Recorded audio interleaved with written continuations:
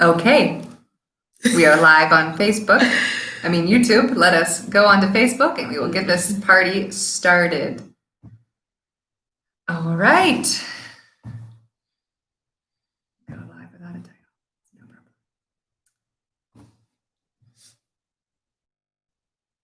Are you going to greet them first? No, you greet them. Okay. Yeah. It's coming, YouTube. Just hang in there. We're starting Facebook Live as well. Okay, we are live. All right, you guys, welcome to the original Petros Zoe Pen Pal program. Woo! Woo! We are so excited to have you here. First of all, thank you guys so much for saying yes to this call. That's for sure. Because you guys are going to be such a crucial part of this mentorship program. Like, I'm so excited to see what comes out of this. And once the borders to Uganda are open, I am so excited to welcome each and every one of you into our home, into our programs, to give you a full, real tour of who Petros Zoe is, what we do, where we are. Introduce you to Ugandan food. Woo-hoo. To the couple Ugandans on this group. This doesn't apply to you. You can visit right now if you wanted to. Yes, but anyways, we are so excited. This is just the introductory video to this Pen Pal program. We wanted to, one, allow you to see our beautiful faces. And two, give you some insight about the background of Petros Zoe and how we got to this point of starting the mentorship program. Then we'll go over a little bit about what you can expect, what our expectations of you are, and I think that's about it. Oh, yeah. Okay, so let's jump in, shall we? Hi, ladies. Did you tell the ladies your name? Oh, I'm Erin. Oh, sorry. My name is Erin Hogan. I'm from the United States of America. I am one of the directors of Petros Zoe Initiative. Oh, yes. Thank you, Erin. Is this the point where you invite me and No, you can just start speaking. Oh, I can just jump in. Okay. My name is Hannah Atai. That name Atai is A-T-A-I. But I know for now I be using Mugonyi because my identity card says Mugonyi, but it was my marital name, and now I am trying to strip it off everything of mine. Okay, well. Yes. Why is because my husband is deceased, but God has been very faithful. He has been very faithful. He has healed my heart. He's still working on me. And yes, so that's why I am now using my maiden name, Atai. Petros Zoe. Petros Zoe comes from that word. Please help us explain. You explain it better. You explain it better. Okay, so I did not come up with the name for this organization. Yes. Hannah did, but allow me to explain. Yes. So Petros and Zoe, they are both Greek words. Petros means rock. Petros means rock. Hey, Debbie. Yeah. Now, these are both biblical words. Petros means rock, and it's from the scripture in Matthew 18:16, or the other way around, 16:18. You'll have to correct me. Yeah. Yes, it's in the Bible. Believe me. And it's when Jesus is telling Peter that you will be the foundation or the rock of the church. Zoe means life. And John 10:10, when Jesus says, I've come to bring life and bring life to the full, or bring life abundantly. Now, why did we name this Petros Zoe? Because, especially for Ugandans, it's very hard for them to say most times, even in America. So the reason Hannah and her husband came up with Petros Zoe is because we are trying to speak both of those things over our youth. First of all, we believe that these youth, our young people in Uganda, are the foundation not only of the church, but of the entire country.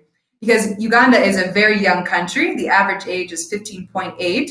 So by default, the youth are the foundation of the country. The youth are the future of this country. And we want them, we believe they're going to be a solid foundation and not a poor foundation. So we're trying to speak that over them. And then life, an abundant life. A lot of these youth are used to living day to day. They're used to living just for the next meal, just for the next moment. They don't have a lot of ambitions because their past has taught them to not dream. Because a lot of them are stuck in cycles of poverty, cycles of drug abuse, cycles of teenage pregnancy.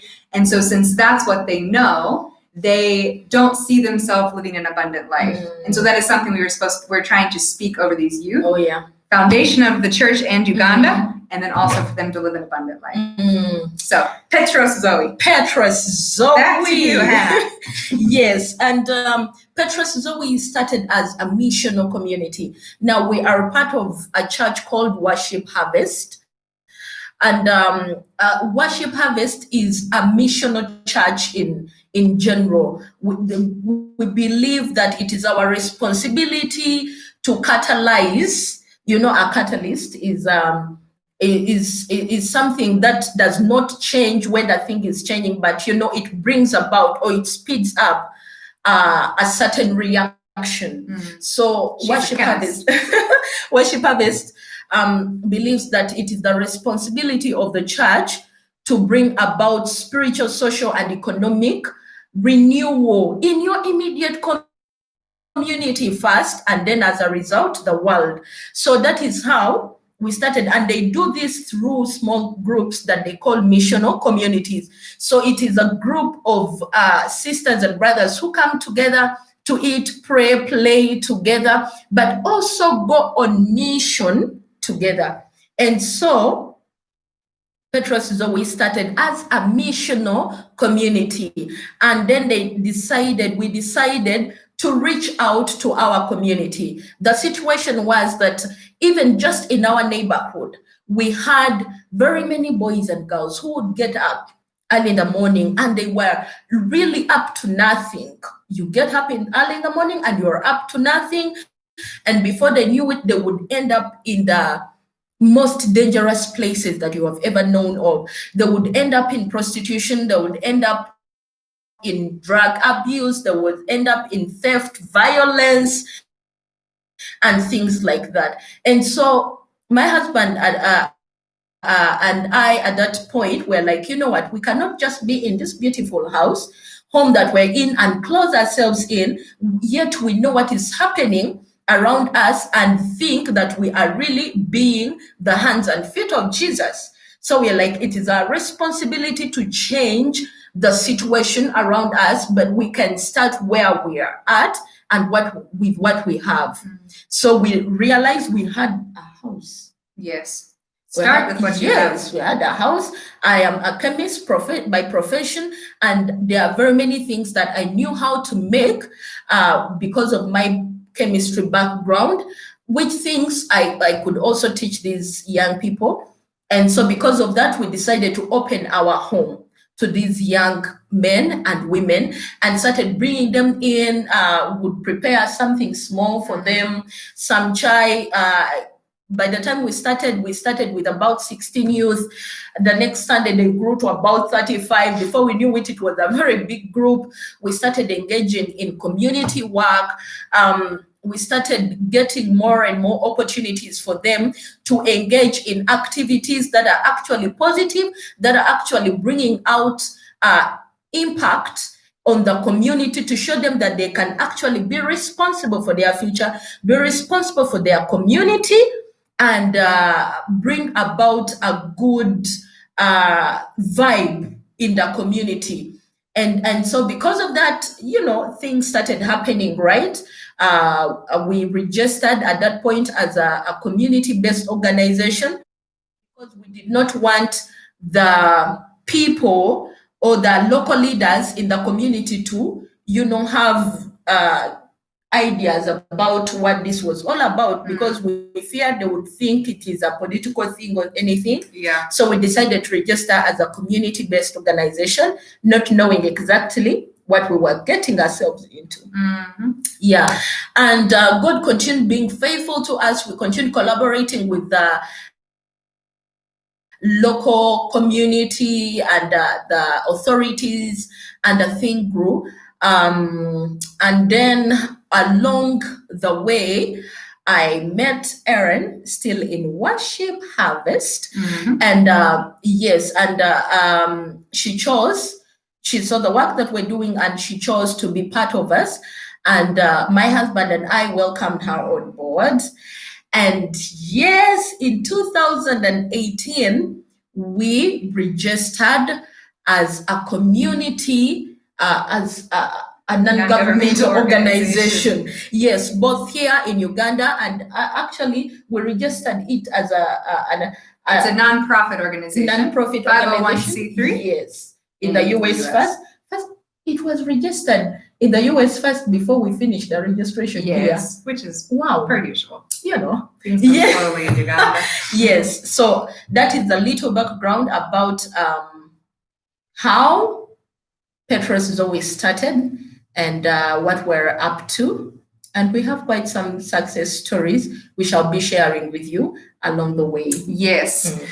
So, starting in 2018, when I came on board, we decided to shift a bit in the way we do things. Up until that point, Martin and Hannah had been doing some short trainings where they would bring the youth together. They would learn how to make something like soap or lotions. They would learn how to farm. But what we found and you guys know teenagers, they're the same everywhere around the world. They wouldn't commit. Nah. So they would come, or they would say they would come, they wouldn't show up, they would learn how to do it and then do nothing with it. And so we were like, you know what, this isn't working. So what can we do? So we decided to open a shoemaking workshop. So we just had one little room in a market. We started to acquire some equipment. We borrowed a lot of equipment, and we started inviting students into the school. So we slowly were getting students. Again, it was hard to get them to commit, but we had a few faithful students. And then the next thing you know, some girls were coming around saying, but what about hairdressing? And so Hannah and I were like, what about hairdressing? Let's put a salon in. Then about a couple months later, people said, but what about tailoring? We want to learn how to make clothes. And so then we said, you know what? Why not? So then in the matter of 3 months, we've gone from just an idea to have one workshop to having 3 really, really busy workshops. And then someone came by and was like, why isn't this registered as a school? So then we said, we don't know. Why isn't it registered as a school? So then we started researching. And then I think less than a month later, we got our certification to be a registered vocational institute in Uganda. So since then, we now have 2 campuses. We've had 2 graduating classes. This year has kind of thrown us for a loop, as it has for many of you, I'm sure.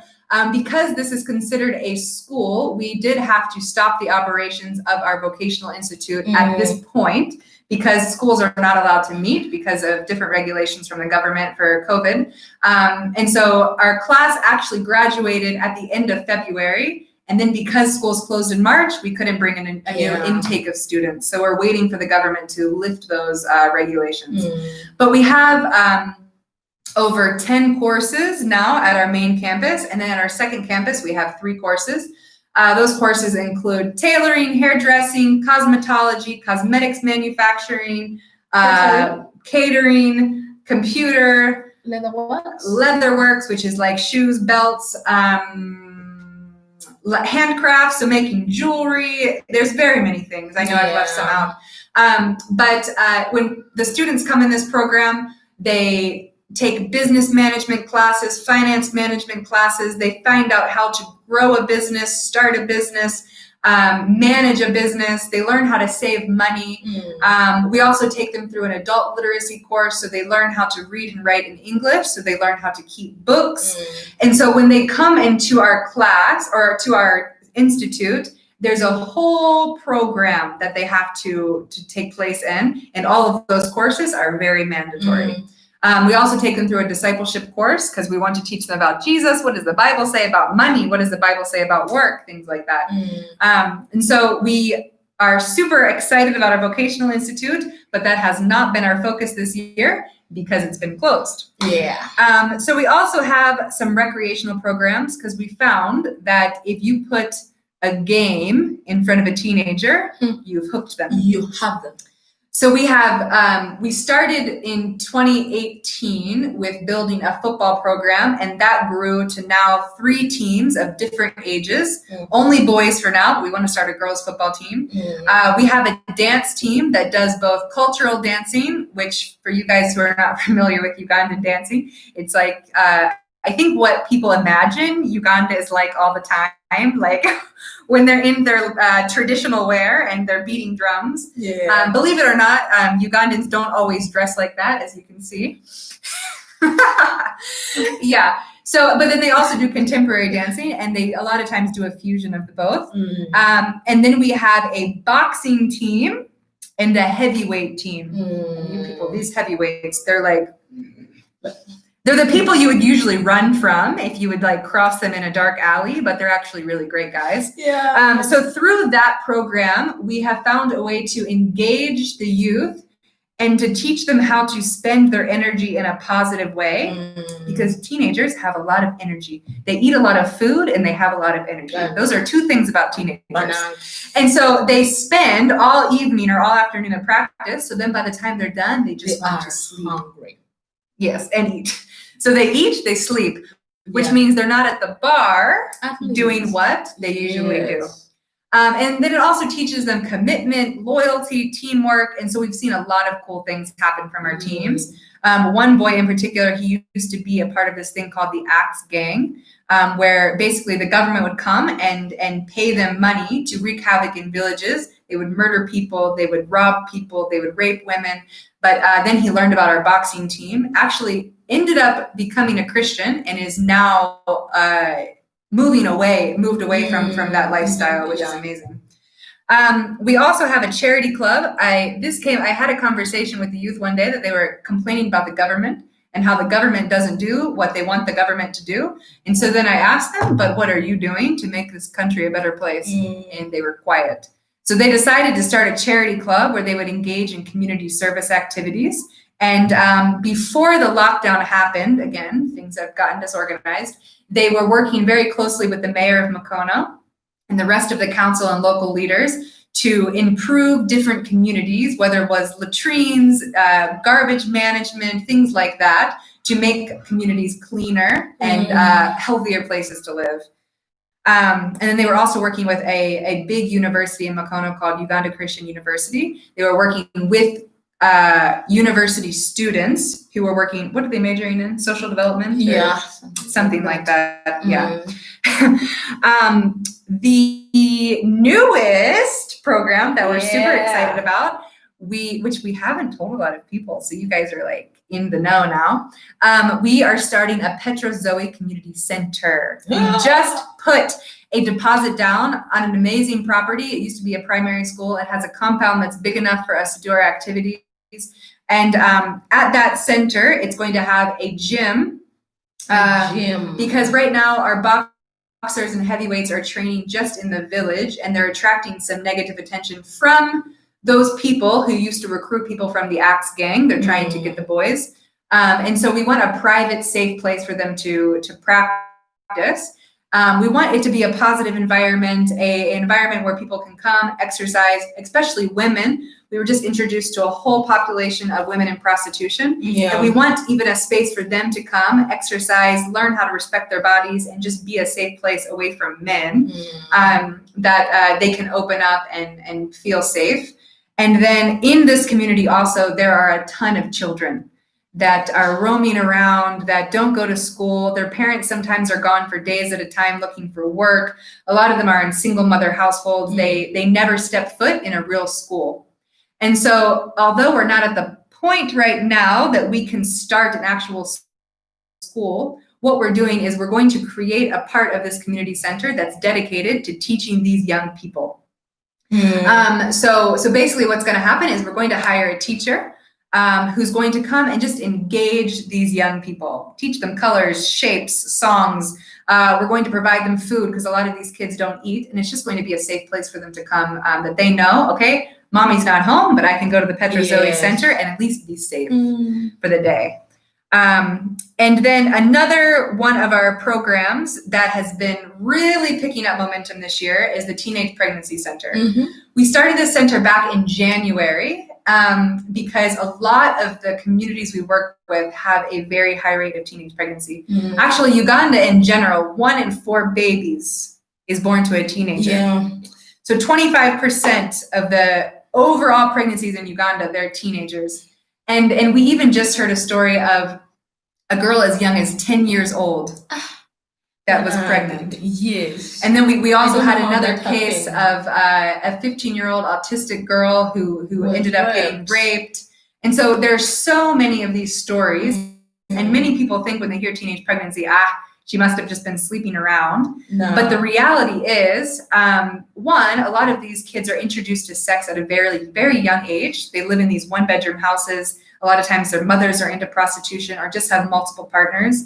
And so that's what they know, first of all. And then a lot of their mother's sexual partners end up sleeping with the children. 7-year-old. Exactly. And so it's very, very sad. And so after hearing all of these stories, you can understand why there are so many pregnancies of 13, 14, 15-year-olds. And then basically what happens is, even though it wasn't the girl's fault, they are blamed.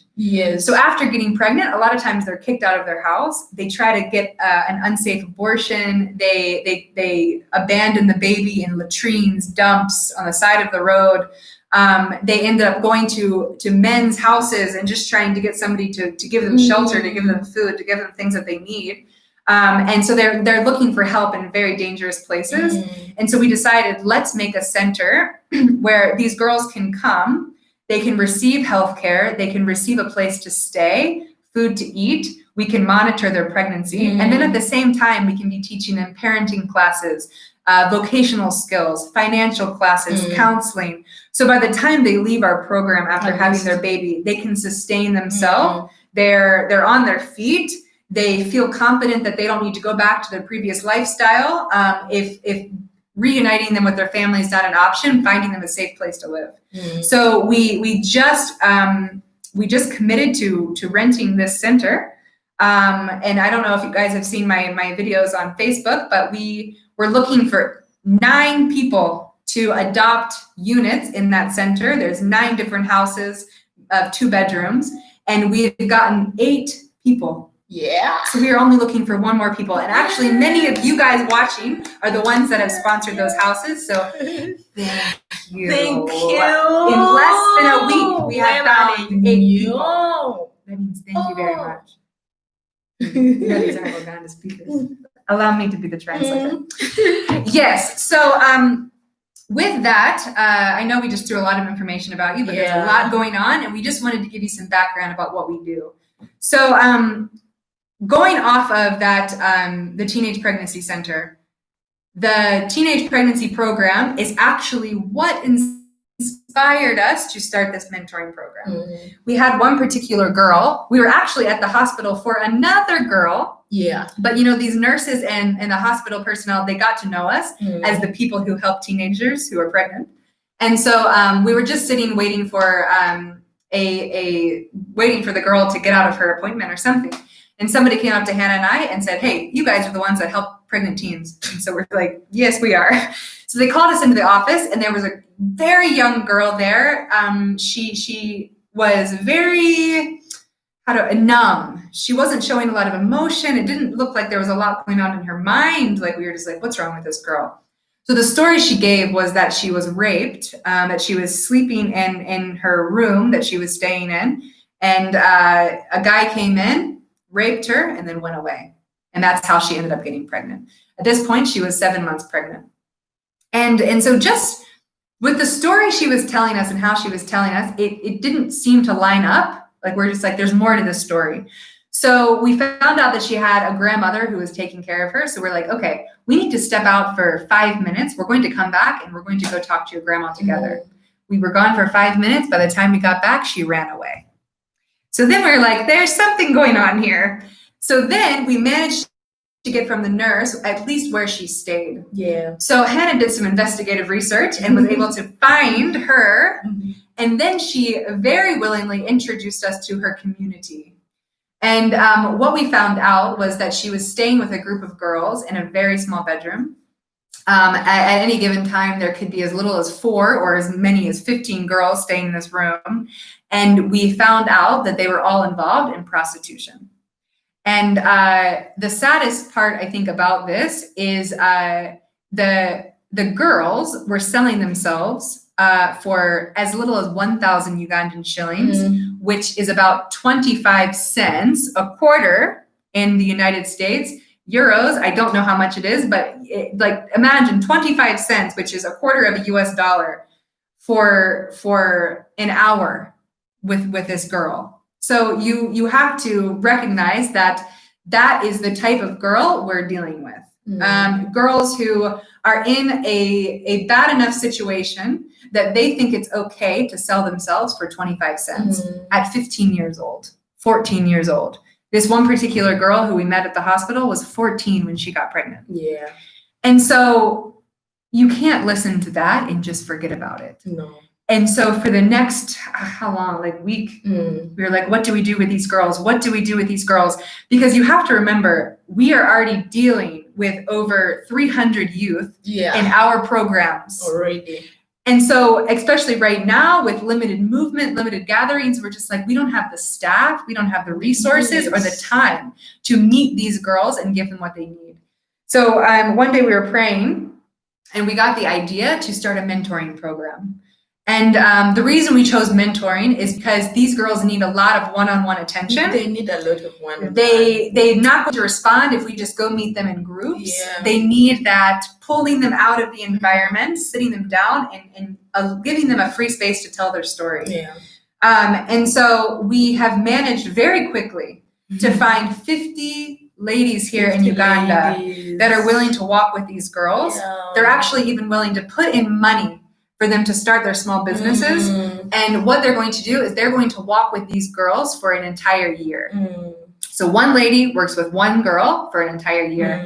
And the goal of this is to develop her socially, develop her economically, develop her spiritually. And the goal, and we know many of these ladies are going to be staying with these mentors way longer than just 1 year. But during their time with the mentor, they'll be taking finance classes, they'll be learning how to start a business. But most importantly, we're just showing them what a healthy relationship looks like. Yeah. We're just trying to introduce to them that, hey, there's somebody who can treat you nice and not expect anything in return. Yeah. Somebody can take you out for a nice meal and not expect to sleep with you at the end. People who just want to get to know them for the sake of getting to know them because they're human beings. Yeah. And so we're really, really excited about this program. So excited about this program.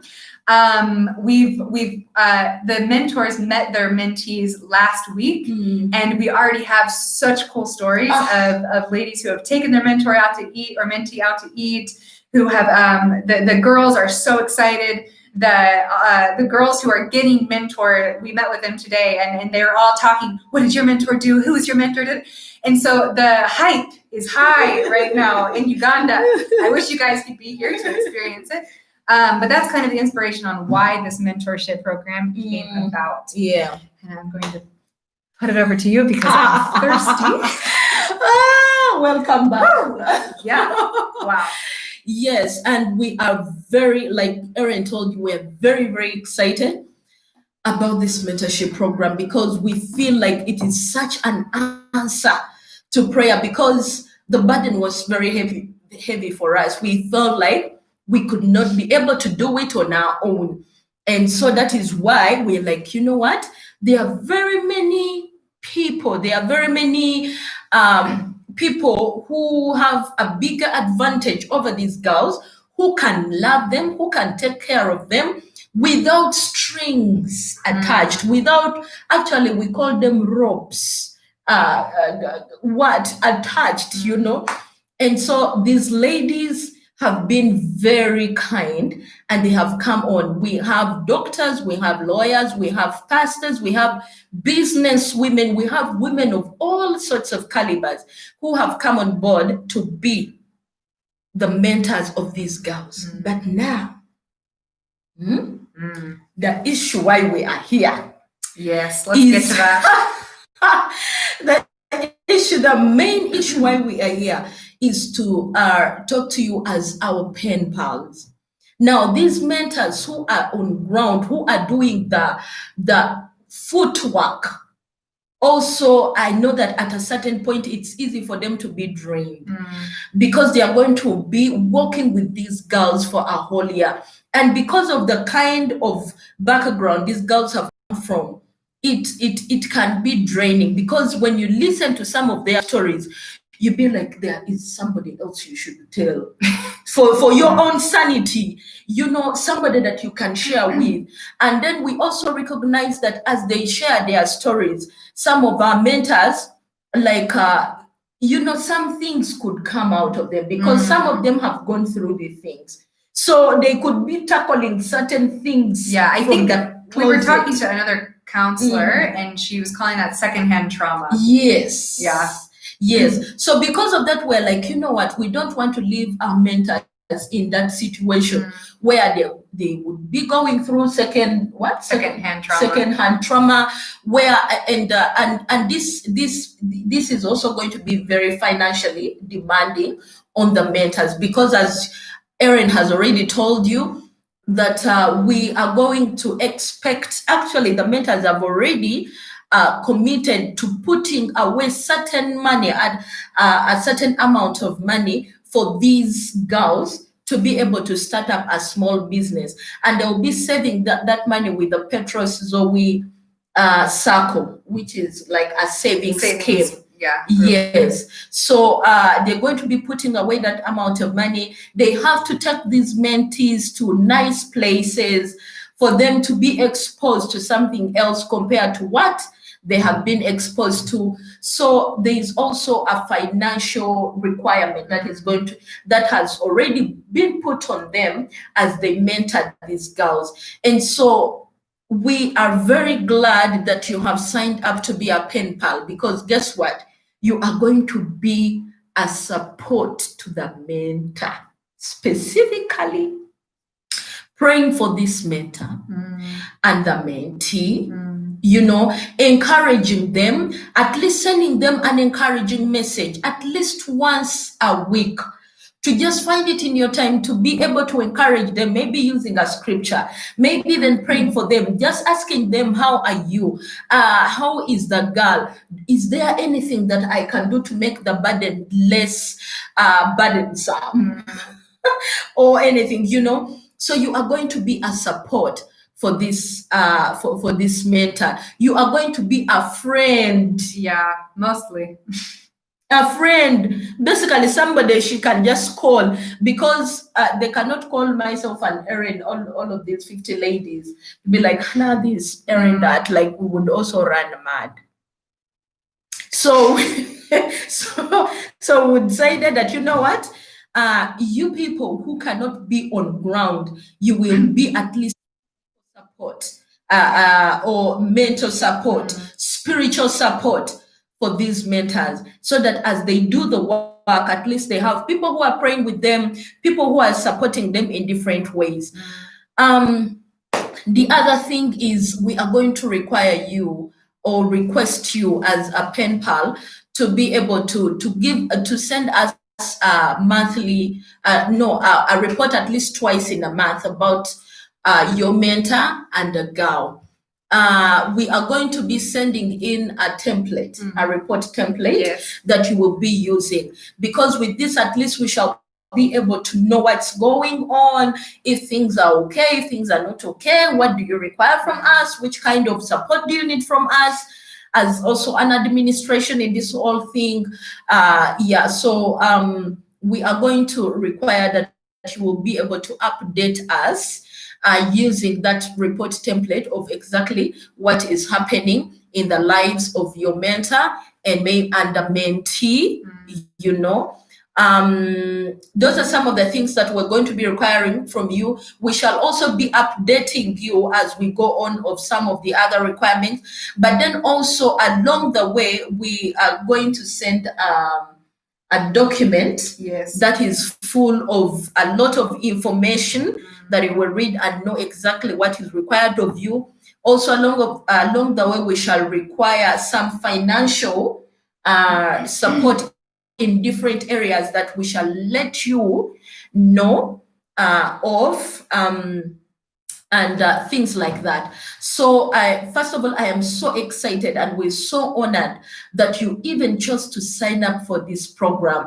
Like, we do not have words good enough to express how humbled we are that you allowed to be part of this program, that you allowed to be used of the Lord, that you allowed to be hands and feet of Jesus, because Jesus himself cannot leave heaven and come and do this work by himself, So he needs vessels, he needs people like yourself to make sure that the kingdom of God is experienced here on earth. Amen. Amen. So that is what we're going to be required of you. And what you will be requiring of your mentor is also the same way relationship. They as much as you should be willing to open up and share certain stories in your life, because that will be a way and is a way to cultivate a relationship with your mentor. Then also will be requiring your mentor also to be able to open up to you and share certain stories in their lives. And also be able to pray for you, be able to easily, relate with you, but also to be able to send you a report about the girl every week. And the mentors, we have already talked to them and they are ready to do that, to at least share with you every week what is happening in the life of the girl. Okay, so we shall keep on sharing more information as as we move on in this journey. Yeah. Thank you, Madam Hannah. So yeah, like Hannah mentioned, we are going to send you guys an information packet for those visual people who like to see all these things on paper. So we'll be reiterating all of the things we have just said, telling you a bit more information, including like our email, our website, also some more stories about just what's going on here in Uganda. So be looking for that early next week. Okay. Also, I think I mentioned this in the original email, but I'll say it again. You'll be paired with your mentors on July. 15th. Nope, I wrote 1st, but it is certainly the 15th. Yes, July 15th, which is next Wednesday. Okay, it's next Wednesday. Oh, yes, thank you, Evelyn. Yeah. Petros equals rock, Zoe equals life. To teach girls to dream, to be a catalyst for change of lifestyle. So good that you listen to the needs of the girls. Thank you, Evelyn. Thank you. Evelyn just got back from Hawaii. Wow. So in addition to that, to being paired with your mentors, we want to make sure that as best as we can match you guys good matches.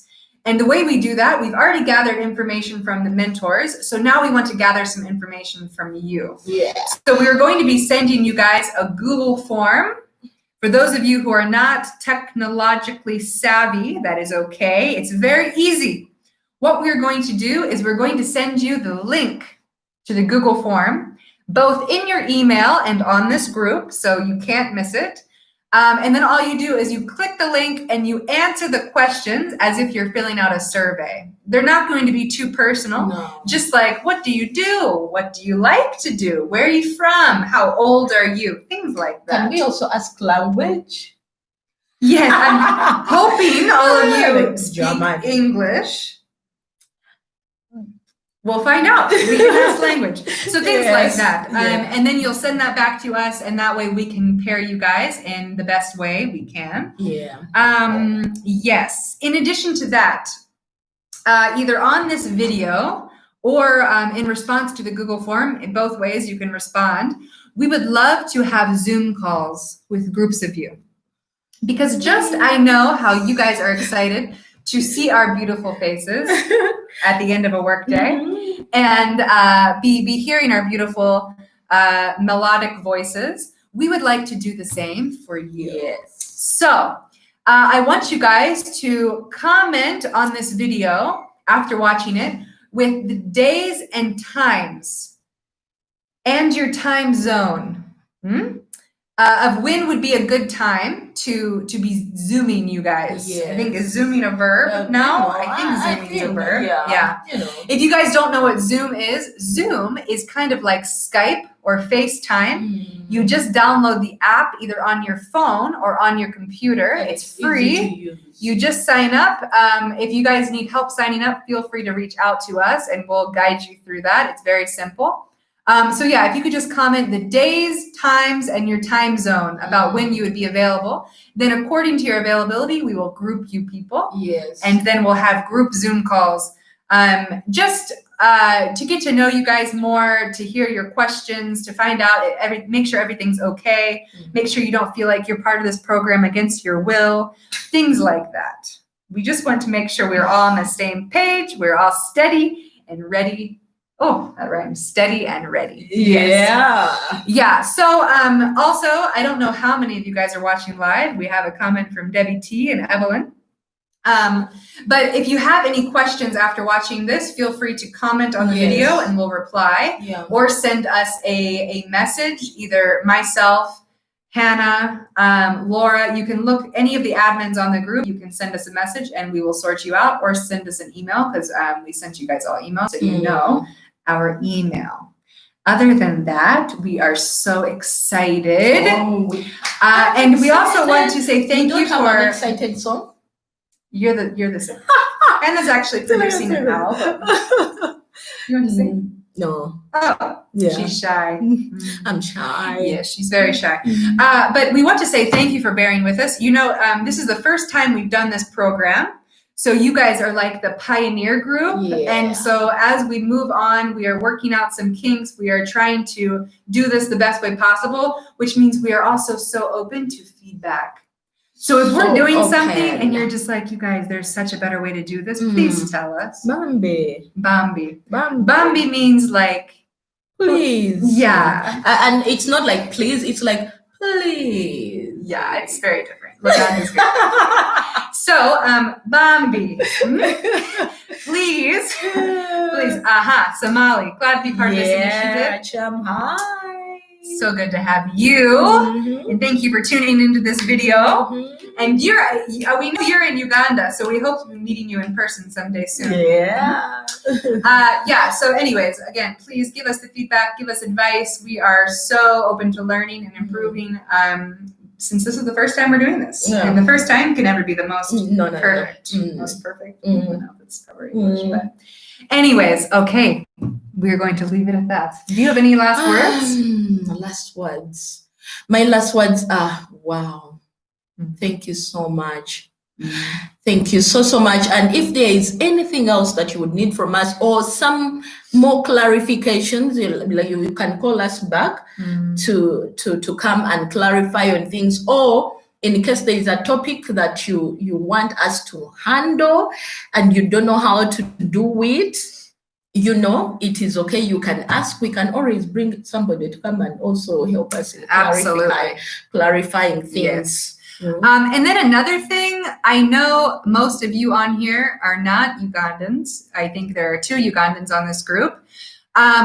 If you guys have cultural questions, because we're not expecting you to fully understand the Ugandan culture, please reach out to Hannah, because she's used to working with a Mzungu, a white lady. Yes. Hey, I hear we've shared a taxi before. Oh my gosh, I didn't know. And now we are together here. Imagine.